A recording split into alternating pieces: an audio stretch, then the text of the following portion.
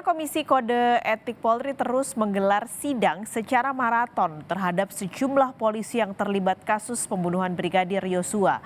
Namun hingga kini belum ada jadwal pasti sidang etik terhadap Jenderal Bintang 1 sekaligus tangan kanan Sambo, Brigjen Hendra Kurniawan. Nama Hendra banyak diperbincangkan publik setelah diberitakan menggunakan pesawat jet pribadi untuk menemui keluarga Yosua di Jambi. Sidang kode etik mantan Kasubnit 1 Unit 1 Satreskrim Polres Metro Jakarta Selatan, Ibda Arsyad Daifa Gunawan, terkait ketidakprofesionalan di kasus pembunuhan Brigadir Yosua akhirnya dilanjutkan Senin kemarin. Sidang menghadirkan 6 orang saksi, salah satunya AKBP Arif Rahman yang disebut baru saja menjalani operasi. Namun, Arif yang merupakan tersangka perintangan penyidikan sekaligus merupakan saksi kunci di kasus Yosua tidak bisa mengikuti sidang sampai selesai lantaran kondisi kesehatannya yang belum stabil. Akibatnya, sidang etik Ibda Arsyad berlanjut tanpa Arif Rahman. Untuk AKBP AR, pada saat dimulainya sidang beliau hadir, tetapi di tengah perjalanan kondisi beliau tidak stabil sehingga tidak bisa meneruskan sidang hari ini. Berapa lama dia mengikuti pemeriksaan? Saya belum dapat update-nya untuk berapa lamanya.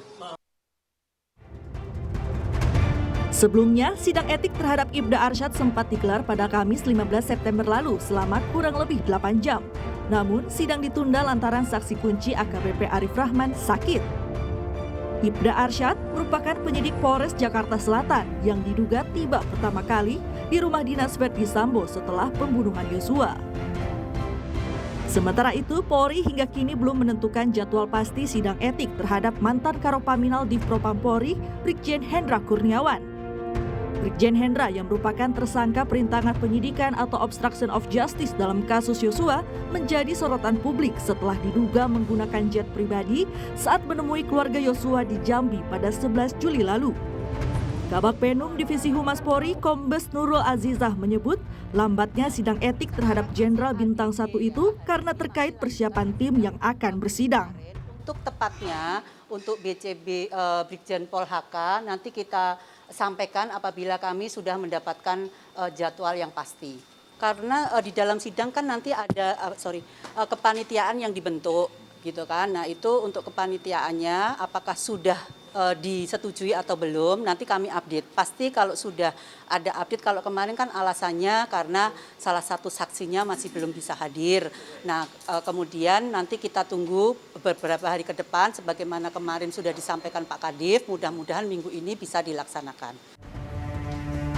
Di sisi lain, Kejaksaan Agung segera mengumumkan hasil pendalaman atas 12 perkara yang terdiri dari 5 berkas perkara pembunuhan berencana dan 7 tersangka obstruction of justice kasus pembunuhan Brigadir Yosua. Dalam waktu dekat, Kejaksaan Agung akan memutuskan apakah berkas perkara sudah lengkap atau P21. Kejaksaan Agung terus melakukan penelitian dan berkoordinasi dengan Polri mengenai kelengkapan 12 berkas perkara. Yang jelas hari Rebu atau hari Kamis ini kita lihat perkembangannya dalam 1-2 hari ke depan ya. Kalau misalnya positif tentunya bisa di PD1. Ya, kemarin sudah saya sampaikan ya. Sekarang mungkin tidak ada lagi pengambilan berkas perkara, tapi yang ada koordinasi. Artinya bahwa perkara itu sudah mendekati bahwa perkara itu bisa dilakukan penuntutan oleh penuntut umum. Demi kelengkapan berkas perkara, keluarga Brigadir Yosua mendatangi Polda Jambi Senin kemarin. Mereka datang memenuhi panggilan Barreskrim Polri untuk melengkapi BAP kasus pembunuhan Yosua.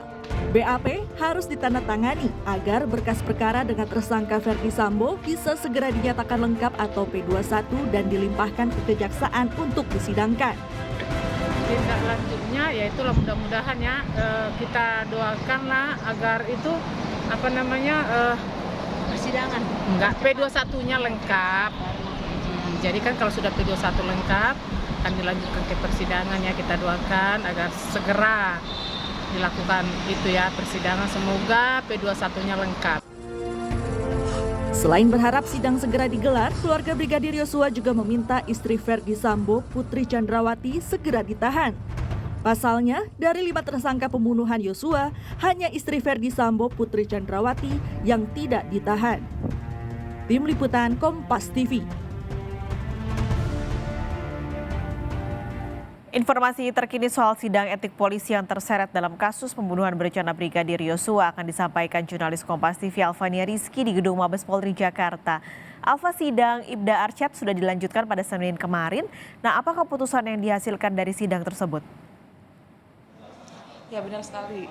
Sidang etik terhadap Ibtu Arsyad Daifa Gunawan yang sempat tertunda karena ketidakhadiran dari saksi kunci yaitu AKBP Arif Rahman yang kembali dilanjutkan pada hari Senin kemarin dan berlangsung setidaknya 10 jam lamanya sejak pukul 11 pagi hingga pukul 9 malam.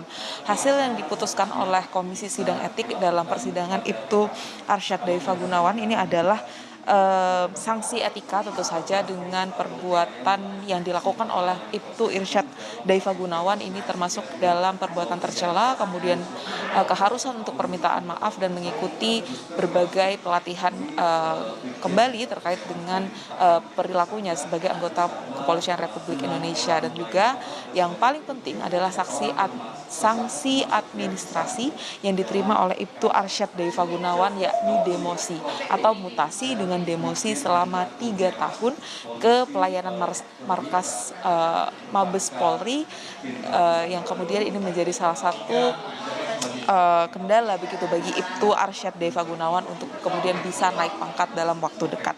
Dan untuk keterangan lebih lengkapnya tadi sudah disampaikan oleh Kabag Penum Divhumas Mabes Polri, Kombes Nurul Azizah.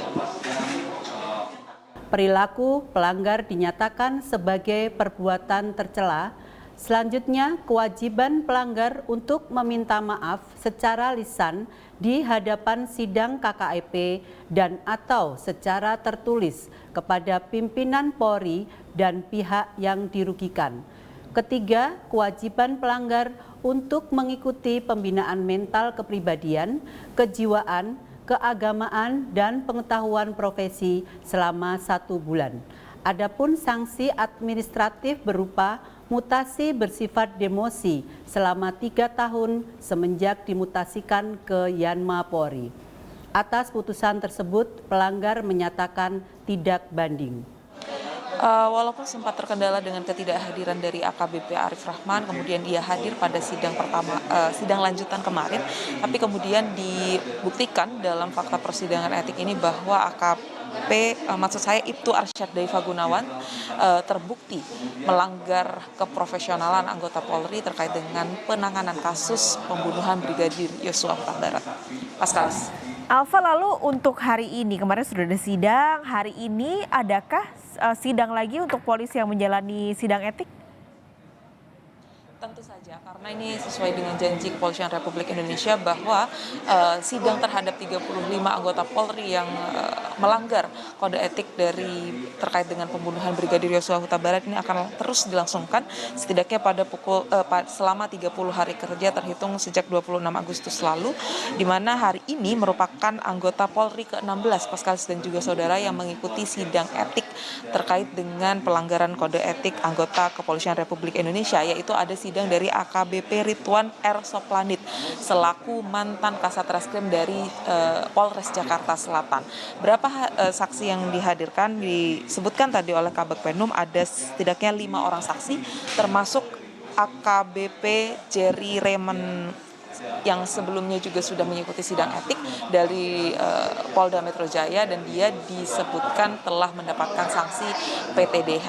Apa yang disangkakan terhadap AKBP Ridwan R. Soplanit ini sama dengan anggota polisi yang lain, yaitu terkait ketidakprofesionalan dalam menangani kasus pembunuhan Brigadir Yosua Huta Barat. Disebutkan oleh Kapolri bahwa peran dari AKBP Ridwan ini cukup penting. Ia menjadi salah satu orang yang kemudian dipanggil pertama kali oleh Verdi Sambo ke lokasi pembunuhan Brigadir Yosua Huta Barat di Duren 3, Jakarta Selatan. Seperti apa kemudian sanksi yang akan diterima kalau dilihat dari beberapa kasus, tepatnya 15 kasus yang kemarin sudah disidangkan oleh Komisi Kode Etik Polri ada berbagai kategori, di mana kalau kategori sedang ia akan mendapatkan sanksi mutasi demosi 1 sampai 3 tahun. Kemudian kalau yang berat mereka akan mendapatkan sanksi pemecatan atau pemberhentian tidak dengan hormat.